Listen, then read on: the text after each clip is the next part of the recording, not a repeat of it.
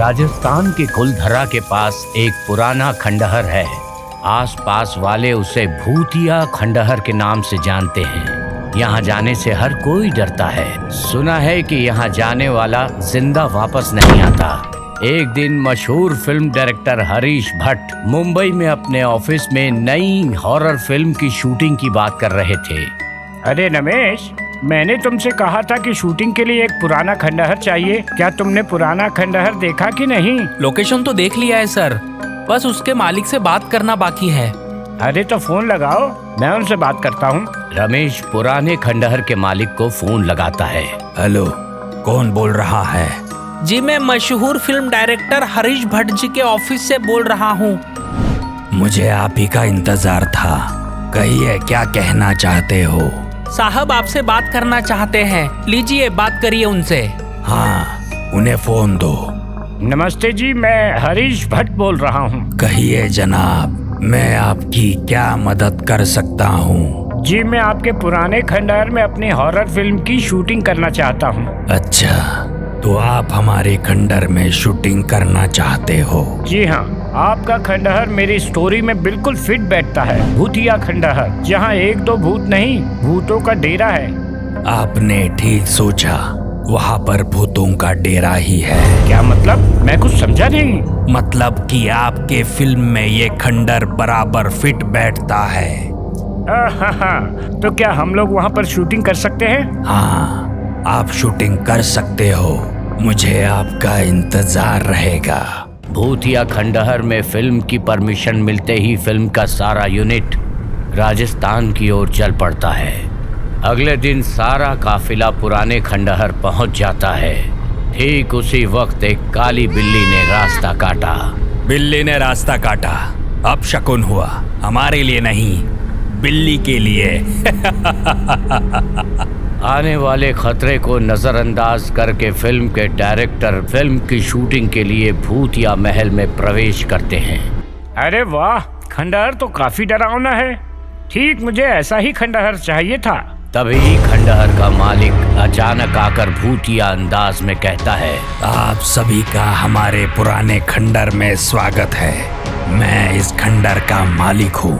मेरे इजाजत के बगैर यहाँ परिंदा भी पर नहीं मार सकता। तुम लोग ने मुझसे परमिशन ली है, इसलिए तुम लोग यहाँ शूटिंग कर सकते हो। खंडहर के मालिक को इस तरह भूतिया अंदाज में बात करते हुए देख सब डर जाते हैं। कब्रिस्तान में कोई मेरा इंतजार कर रहा है, मैं चलता हूँ। अरे बाबा, अजीब किस्म का आदमी है ये। मुझे तो यही भूत लग रहा है। चुप हो जाओ तोलाराम, फटती है खुद की और हमको डरा रहे हो। तभी दरवाजा अपने आप खुलता है। दरवाजे को अपने आप खुलता देख सब लोग दोबारा डर जाते हैं। अरे बाबा, मुझे तो ये खंडहर बड़ा ही मनहूस लगता है। मेरा तो छोटा छोटा बच्चा है, मुझे तो उनकी चिंता हो रही है साईं। अबे फट्टू, अपनी बकवास बंद कर। तूने कभी इलेक्ट्रॉनिक्स दरवाजे के बारे में सुना है कि नहीं? अम्मा, इलेक्ट्रॉनिक्स दरवाजे रिमोट से ऑपरेट होते हैं, वो अपने आप खुल जाते हैं। अच्छा, मेरे को मालूम नहीं था बाबा। अब मैं डरेगा नहीं और डराएगा भी नहीं। तो ठीक है। ठीक है। खंडहर में खतरे की घंटी बार बार बज रही थी, मगर मॉडर्न जमाने के फिल्मी लोग इसे नजरअंदाज करके खंडहर के मुख्य कक्ष में पहुंचते हैं। तभी सामने दीवार पर टंगी राजा सूर्यदेव की तस्वीर पर सबकी नजर पड़ती है। उस तस्वीर से लहू के आंसू टपक रहे थे। अरे बाबा, ये क्या हो रहा है? मैंने बोला था कि मैं डरेगा भी नहीं और डराएगा भी नहीं, मगर ये नजारा देख के ये किसकी नहीं फटेगी। यहाँ भूत है, ये खंडहर मनहूस है। रणबीर, तोलाराम ठीक कह रहा है, हमें यहाँ शूटिंग नहीं करनी चाहिए। आलिया, तुम कब से डरने लगी? ये इफेक्ट है। खंडहर के मालिक ने हमें इम्प्रेस करने के लिए नकली खून के आंसू का इंतजाम किया होगा। रणवीर की बात सही है आलिया, इसलिए तुम लोग सब अपना अपना कमरा चुनकर थोड़ी देर आराम कर लो। आज रात से हमें शूटिंग शुरू करनी है। सब अपने अपने कमरे में जाते हैं। रात हो चुकी है और कुछ ही देर में शूटिंग शुरू होगी। देखो आलिया, आप भूत बनी हुई हैं। आपको हाथ में मोमबत्ती लेके यहाँ से वहाँ तक चल के जाना है, समझ गई? समझ गई sir. Okay, roll camera, rolling, action. Very good Alia, तुमने पहले ही टेक में अच्छा शॉट दिया। तभी पिलर के पीछे से आलिया निकलकर कहती है, सर मैं तो यहाँ खड़ी हूँ, मैंने तो शॉट ही नहीं दिया। ये देखकर सब डर जाते हैं। तुम मजाक कर रही हो ना? देखो आलिया, ये मजाक करने का वक्त नहीं है, सब डर जाएंगे। कह दो कि वो तुम ही थी। मैं सच कह रही हूँ सर, मैं वो नहीं थी। वो तुम नहीं थी? फिर वो कौन थी?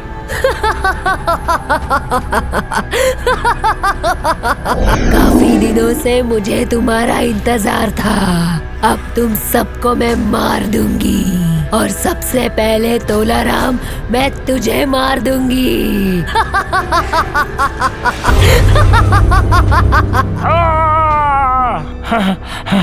क्या मैं सपना देख रहा था? लगता है मैं वाकई में चिड़िया हो गया हूँ। जिधर देखो उधर मेरे को भूत ही नजर आता है। मगर ये बात मुझे डायरेक्टर साहब को बतानी पड़ेगी। तोलाराम अपने कमरे से बाहर आकर देखता है तो कुछ ही देर में शूटिंग शुरू होने वाली होती है। वो डायरेक्टर के पास जाकर कहता है, सर जी, मैंने अभी अभी एक बुरा सपना देखा और सपने में एक भूतनी ने मेरे को मार दिया। सर जी, मेरे को मार दिया। अबे तू तो है ही फट्टू। अरे भाई, तू काम के टाइम पे सोता क्यों है? जो सपना आए चल साइड में हट, शूटिंग शुरू करनी है। फिर कुछ ही देर में शूटिंग शुरू होती है। Roll camera, rolling, action. Ranbir, लगता है वाकई में ये भूतिया खंडर है। हमें यहाँ से फौरन बाहर निकलना चाहिए। आलिया, मैं किसी भूत प्रेत में विश्वास नहीं करता। दरअसल भूत होते ही नहीं है। अच्छा, यू मीन की भूत होते ही नहीं है ना? हाँ। तो मैं कौन हूँ? तुम आलिया हो? मैं तेरी मौत हूँ, तेरी मौत हूँ मैं। काट आलिया, ये तुम्हारा डायलॉग नहीं है। ये डायलॉग तो मेरा नहीं है, मगर ये खंडर तो मेरा ही है ना। सबको मार दूंगी मैं, तुम सबको। ये सुनकर सब लोग डर जाते हैं। अरे बाबा, मैं कहता था ना ये खंडर मनहूस है। मेरा बात कोई भी नहीं माना और मुझे मौत के मुंह में धकेल दिया। मेरा छोटा छोटा बच्चा है, मेरे को उनकी चिंता हो रही है। मेरे को जाना है, मेरे को घर जाना है। तुम यहाँ से बच के नहीं जा सकते। आलिया भूत को देखकर डर जाती है। अब सब डर गए हैं। तभी एक के बाद एक चारों ओर से भूतिया खंडहर के सारे भूत प्रकट होते हैं। भूतिया खंडहर में भूतों के हंसने की आवाज मंजर को खौफनाक बना रही थी। तभी खंडहर का मालिक आता है। भूतिया खंडर में तुम सबको कैसा लग रहा है? अरे भाई, हमें इन भूतों से बचा लो। हमसे गलती हो गई जो हम यहाँ पर शूटिंग करने आए। हाँ, तुमसे गलती तो हुई है, लेकिन जिंदा रहना चाहते हो तो तुम्हें हमारा एक काम करना पड़ेगा। हम आपके सब काम करने को तैयार हैं मालिक जी। ठीक है, तुम्हें उस दीवार को तोड़कर मेरी लाश को अग्निदाह देना पड़ेगा। आपकी लाश को बाबा? मतलब तुम भी मरेला है? हाँ, राजा साहब ने इन सबको जहर पिलाकर मार दिया था। ये राज मैं जान गया तो मुझे भी दीवारों में जिंदा दफना दिया था। तब से हम सबकी आत्मा भटक रही है। अरे बाबा, तुम्हारी आत्मा को जलाएंगे तो तुम्हारी आत्मा को शांति मिलेगा, मगर इन सब भूतों का क्या करेंगे? इन सब भूतों की आत्मा की शांति के लिए तुम में से किसी एक को मरना होगा। ये सुनकर सब डर जाते हैं। भूत भाई, अगर सबकी जान बचाने के लिए एक आदमी का मरना जरूरी है तो आप मेरी। हाँ, आगे बोलो। मैं तुम्हारी जान ले लूं? नहीं, आप गलत समझता है। आप मेरी जान बख्श दो, ऐसा बोलता है बाबा मैं। आप हमारे डायरेक्टर साहब की जान ले लो बाबा। ये हम सब का कप्तान है, कैप्टन है बाबा, कैप्टन। ए तोलाराम, ये तू क्या बोल रहा है? मैंने तुम्हें काम दिया और तुम मुझे ही मौत के मुंह में ढकेल रहे हो। तुम्हारी पिक्चर पूरी हो गई डायरेक्टर।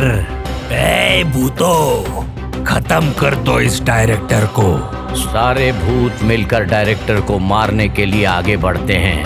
तब रुक जाओ, इन्हें छोड़ दो। इसके बदले में आप मेरी जान ले लो, मगर इन्हें छोड़ दो। आलिया की बात सुनकर सारे भूत आलिया की ओर आगे बढ़ते हैं। तब रुक जाओ, आलिया को कोई नहीं मारेगा, क्योंकि आलिया का मैं बहुत बड़ा फैन हूँ। आलिया, तुम्हारे कारण इन सबको मैं आज यहाँ से जिंदा जाने दूंगा, क्योंकि मैं तुम्हारा बहुत बड़ा फैन हूँ। शुक्रिया भूत जी। मगर हाँ, जाते जाते हम सब पर एक एहसान करना। इन सब भूतों की हड्डियां भी उसी दीवार के पीछे पड़ी है। उन्हें गंगा में बहाकर हम सबको मोक्ष दिलवाना। खंडहर के मालिक की बात मानकर सभी ने दीवार तोड़कर सारे भूतों के कंकाल को बाहर निकालकर अग्निदाह किया। फिर उनकी अस्थियों को गंगा में बहाकर उन भूतों को मोक्ष दिलाया। और फिर डायरेक्टर अपनी फिल्म को आधा छोड़कर सारे यूनिट के साथ मुंबई की ओर रवाना हो गए।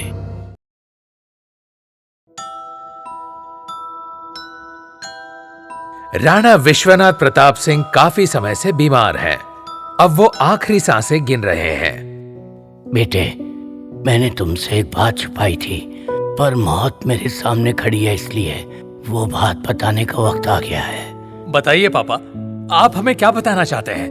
बेटे, प्रतापगढ़ में हमारी हवेली है, जिसकी कीमत करोड़ों रुपए की है, मगर मेरे लिए तुम दोनों की जान से ज्यादा कुछ भी नहीं है। इसलिए वादा करो, तुम दोनों कभी भी उस मनहूस हवेली में नहीं जाओगे। मेरे पास वक्त नहीं है। वादा करो बेटे, तुम उस मनहूस हवेली में कभी नहीं जाओगे। हम वादा करते हैं पापा, हम वहाँ कभी नहीं जाएंगे। कुछ ही देर में राणा साहब की मृत्यु हो जाती है। राहुल, अब तो बताओ हम कहाँ जा रहे हैं? प्रतापगढ़ में हमारी पुश्तैनी हवेली है, हम वहीं पर जा रहे हैं। हाँ, तो हवेली के वारिस जी, अपने हवेली के बारे में कुछ बताइए ना। हवेली के बारे में मैं सिर्फ इतना जानता हूँ कि मरते वक्त पापा ने हमसे वचन लिया था कि हम उस मनहूस हवेली में कभी नहीं जाएंगे। राहुल की बात सुनकर पायल और समीर डर जाते हैं। मनहूस हवेली? क्या मतलब? मुझे तो बहुत डर लग रहा है। कहीं ये हवेली भूतिया हवेली तो नहीं है? पता नहीं, पापा ने मनहूस हवेली बोला था। अब वहां जाकर ही पता चलेगा।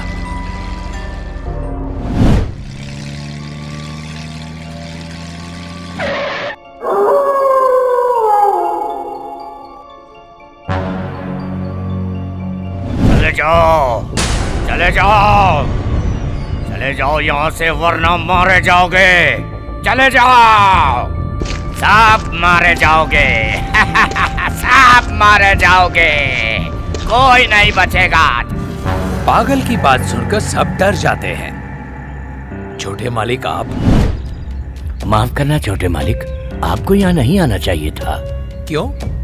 आपकी जान को खतरा है, वो तुम्हें नहीं छोड़ेगी। कौन मारना चाहता है मुझे और क्यों? चुड़ैल। और वो क्यों मारना चाहती है, ये जानने से पहले यहाँ से चले जाइए छोटे मालिक।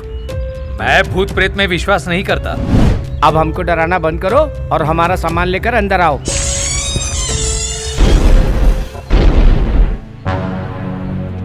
डरो मत पायल, ये रामू काका की चाल है।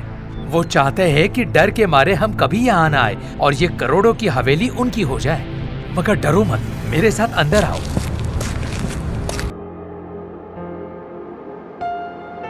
राहुल, वो देखो। मुझे बहुत डर लग रहा है राहुल। डरो नहीं, ये भी साजिश का एक हिस्सा है। आपका सामान हाजिर है मालिक। मालिक, एक विनती है, रात को हवेली से कोई भी बाहर मत जाना। ठीक है, सब अपने अपने कमरे में चले जाते हैं।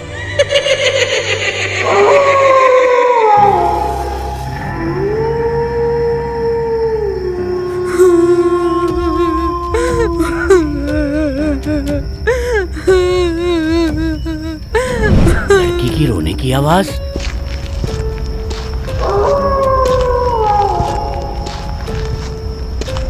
बेटिया, क्यों रो रही हो तुम? मैंने कहा था ना, रात को हवेली से बाहर मत निकलना। तुम्हें कहीं चुड़ैल ने... नहीं काका, चुड़ैल मेरा कुछ नहीं बिगाड़ सकती, क्योंकि मैं खुद चुड़ैल हूँ। हाँ? बुड्ढे, तेरी वजह से मैं आज तक राणा से बदला नहीं ले पाई। अब मैं पहले तुझे मारूंगी और बाद में राणा के बच्चे को।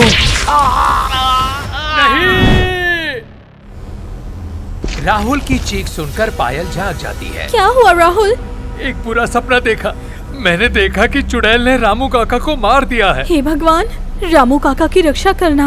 मगर रामू काका अभी कहाँ है?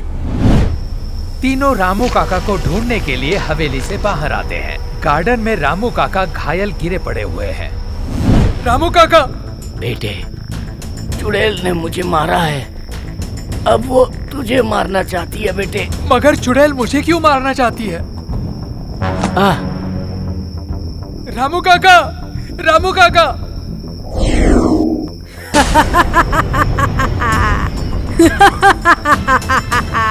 तेरे बाप ने मुझे मारा था, आज मैं तुझे मारकर अपना बदला लूंगी। चुड़ैल राहुल को मारने के लिए आगे बढ़ती है। तब करण पुजारी को लेकर आता है। रुक जा चुड़ैल, वरना मैं तुझे भस्म कर दूंगा। पुजारी, मेरे रास्ते में मत आ, वरना मैं तुझे भी मार दूंगी। आखिर कितनों को मारेगी तू? इसे मारकर तुझे क्या मिलेगा? मैं अपना बदला चुका दूंगी। चुड़ैल जी, आप चाहो तो मुझे मार दो, पर मेरे भाई को छोड़ दो। नहीं भैया। ओह, तो तू भी राणा का ही पिल्ला है। अब तो मैं तुझे भी नहीं छोड़ूंगी। चुड़ैल जी, आप शौक से हम दोनों भाइयों को मार के अपना बदला ले लीजिए, पर मरने से पहले मेरी एक विनती सुन लीजिए। जल्दी बोल। मरने से पहले मैं आपकी आत्मा को मुक्ति दिलाना चाहता हूँ। करण की बात सुनकर चुड़ैल का गुस्सा ठंडा होता है। मौत तेरे सामने खड़ी है, फिर भी तू मेरे बारे में सोच रहा है, मुझे मुक्ति दिलाने की सोच रहा है। हाँ, रामू काका ने मुझे फोन पर बताया था कि पापा ने आपको शादी करने का वादा करके आपको धोखा दिया था। हाँ, फिर मुझे जहर पिलाकर मार दिया था। राणा साहब से तेरी शादी करने की इच्छा अधूरी रह गई, इसलिए तू चुड़ैल बन गई। राणा साहब भी अब इस दुनिया में नहीं रहे, इसलिए मैं राणा साहब की अस्थियों के साथ तेरे फेरे करवाऊंगा, तुझे भी मुक्ति मिल जाएगी। चुड़ैल आंटी, अब आप ही तय कर लीजिए कि आपको बदला चाहिए या मुक्ति। तूने मुझे आंटी कहा, मुझे मुक्ति चाहिए। खून का बदला खून, ये कोई इंसानियत नहीं है। मैं तुम दोनों को नहीं मारूंगी। और फिर पुजारी ने राणा साहब की अस्थियों के साथ चुड़ैल के फेरे करवाकर उसे मुक्ति दिला दी। चुड़ैल को मुक्ति मिल गई और हवेली में फिर से खुशियां वापस लौट आईं। आकाश की नई नई नौकरी लगी थी। वो मुंबई शहर में एक छोटे से घर की तलाश में था, जिसमें वो राखी को लेकर रह सके। अभी कुछ दिनों के लिए दोनों अपने दूर के रिश्तेदार के यहाँ रह रहे थे, पर ज्यादा दिन रहना भी सही नहीं था। मैं तुम्हें इस शहर में लेके तो आया हूँ, पर एक जगह नहीं ले पा रहा। इस मुंबई शहर में एक छोटा सा कमरा किराए से मिलना बहुत मुश्किल है। पर ढूंढना तो होगा ना, किसी रिश्तेदार के यहाँ पर इतने दिन तक रहना अच्छा थोड़ी ना लगता है। अरे नौकरी छूटने के बाद मैं सड़कों पर किराए के लिए कमरा ढूंढता रहता हूँ, पर कोई कमरा खाली मिल नहीं रहा है, तो मैं क्या करूँ राखी? मिलना काफी मुश्किल है, पर किराए का घर लेना तो होगा ही ना। राखी और आकाश की घर के लिए हिम्मत टूटती जा रही थी। तभी आकाश को एक पुरानी पिक्चर का पोस्टर दिखा।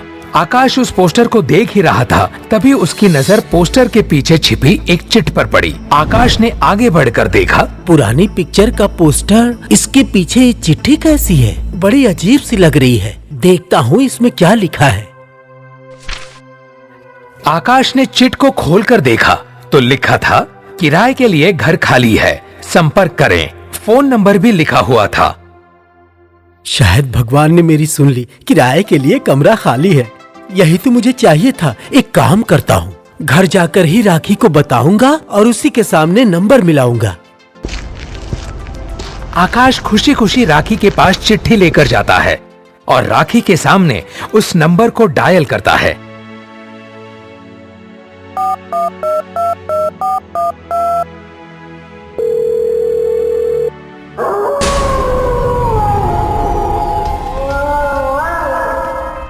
वहाँ पर किसी का रिप्लाई नहीं आता, बल्कि बहुत अजीबोगरीब आवाज आती है। राखी को ये सब बड़ा अजीब लगता है और अचानक फोन कट जाता है। बड़ा अजीब किस्म का आदमी है ये। जब उसे बात करनी ही नहीं थी तो उसने अपना नंबर दिया ही क्यों? थोड़ी देर बाद उसी नंबर से आकाश के पास फोन आता है। हेलो, आप कौन बोल रहे हैं? मैं दीनानाथ बात कर रहा हूँ। आपको किराए के लिए कमरा चाहिए था ना? आप बीच पर आ जाइएगा, आपको कमरा मिल जाएगा। और फोन कट जाता है। आकाश दोबारा से उस नंबर को डायल करता है।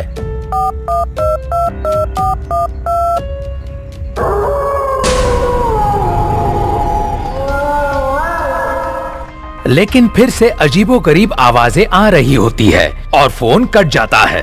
तभी उसके फोन पर एक मैसेज आता है जिसमें बीच की लोकेशन होती है। आकाश और राखी दोनों लोकेशन पर पहुंचते हैं तो वहां कोई नहीं होता है, पर उन्हें एक आलीशान बंगला नजर आता है। वो वहां पहुंचते हैं तो दीनानाथ वहां खड़ा हुआ होता है। मैं आकाश और ये मेरी बीवी राखी, आपसे फोन पर बात हुई थी। हाँ, मैं जानता हूँ। मेरी बीवी से मिलिए, यह है सरस्वती। राखी और आकाश को दोनों बहुत अजीब से लग रहे थे, जैसे एक लंबी नींद से जागे हों। दीनानाथ और सरस्वती ने उन्हें पूरा घर दिखाया जो बहुत ही अच्छा बना हुआ था, पर वहाँ पर कोई और नहीं रहता था। पहले तो दोनों को बड़ा अजीब लगा, फिर दोनों ने निश्चय किया कि वो दोनों यहीं पर रहेंगे। हमें आपका घर बहुत अच्छा लगा, पर यहाँ और कोई नहीं रहता? रहते हैं ना, हम दोनों और तुम दोनों, और किसी की क्या जरूरत है। जब दीनानाथ और सरस्वती बात कर रहे थे तो राखी को ऐसा लगा जैसे वो उसके पीछे स्टोर रूम को एकटक देखते जा रहे हैं। तुम्हें यहाँ पर कोई तकलीफ नहीं होगी, बस एक बात का ध्यान रखना, कभी भी इस स्टोर रूम को ना खोलना।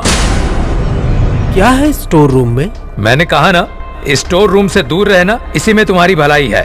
आकाश और राखी को दोनों का व्यवहार बड़ा अजीब सा लगा, पर किराए का घर लेना मजबूरी थी, इसीलिए उन्होंने इस बात को नजरअंदाज कर दिया। एक दिन राखी ने अपने नए घर की ओपनिंग के लिए छोटी सी पार्टी रखने की सोच रही हूँ क्यों ना तुम्हारे दोस्तों को और अपने कुछ रिश्तेदारों को घर पे बुलाओ, छोटा सा गेट टुगेदर हो जाएगा। बहुत अच्छा विचार है। बस एक समस्या है। क्या? तुम्हारे दोस्तों की अलग पार्टी के लिए थोड़ी सी जगह कम पड़ रही है, ये स्टोर रूम खोल देती हूँ। तुम जानती हो ना, दीनानाथ ने मना किया है। अंकल और आंटी 2 दिनों के लिए बाहर गए हैं और फिर एक रात की ही तो बात है, सुबह बंद कर दूंगी। तुम चलो मेरे साथ और थोड़ी सी साफ सफाई करा दो। मुझे ये सब सही नहीं लग रहा है राखी। तुम चिंता मत करो बाबा, मैं सब संभाल लूंगी। राखी के आगे आकाश की एक न चली। जब राखी और आकाश ने दरवाजा खोला तो चारों तरफ अंधेरा था, पर एक रोशनदान खुला होने की वजह से थोड़ी थोड़ी रोशनी उस स्टोर रूम में आ रही थी। दोनों ने जब अंदर जाकर देखा तो सामने एक तस्वीर टंगी हुई थी। इस स्टोर रूम में तस्वीर क्या कर रही है? जरा देखो तो सही, ये तस्वीर किसकी है? राखी और आकाश ने पास जाकर देखा तो वो तस्वीर दीनानाथ और सरस्वती की थी, जिस पर लिखा हुआ था मृत्यु 2005। ये कैसे हो सकता है? ये दोनों तो अभी हमारे साथ ही थे। मुझे बहुत डर लग रहा है। चलो चलो, मुझे यहाँ नहीं रहना। तभी स्टोर रूम का दरवाजा अचानक से बंद हो जाता है और भूत बनकर दीनानाथ और सरस्वती प्रकट होते हैं। मैंने कहा था ना कि स्टोर रूम से दूर रहना, पर तुमने मेरी बात नहीं मानी। अब तुम्हें इस स्टोर रूम को खोलने का दंड मिलेगा। हमसे गलती हो गई, हमें जाने दो। हमने तुम्हारा क्या बिगाड़ा है? यही बिगाड़ा है कि तुमने हमारे मना करने के बाद भी स्टोर रूम खोल दिया। अब तुम्हें हमारे साथ ही रहना होगा भूत बनकर। राखी और आकाश बहुत घबरा जाते हैं। वे स्टोर रूम से निकलने की बहुत कोशिश करते हैं, पर असफल हो जाते हैं। तभी राखी को याद आता है कि उसके पास उसकी सास का दिया हुआ एक तावीज है। फौरन वो तावीज निकालकर तेजी से आकाश का हाथ थाम लेती है। आकाश, तुम मेरा हाथ थाम के रखना, ये ताबीज हमारी रक्षा करेगा। क्या तुम सच कह रहे हो? हाँ आकाश, माता रानी हमारे साथ है। ये दोनों भूत हमारा कुछ नहीं बिगाड़ सकते। बस तुम मेरा हाथ मत छोड़ना।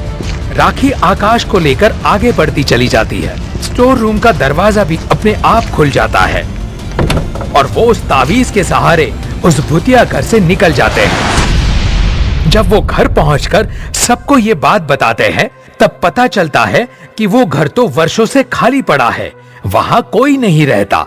बहुत साल पहले वहाँ एक बुजुर्ग दंपत्ति अपने बच्चों के बिछड़ने के गम से मर गए थे, जिसकी वजह से वहाँ कोई नहीं जाता।